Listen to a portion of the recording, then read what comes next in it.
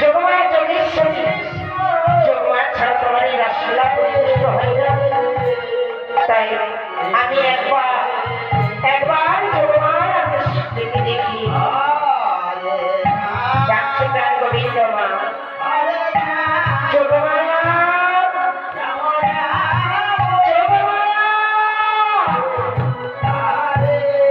ডাক শুনে যোগমায়া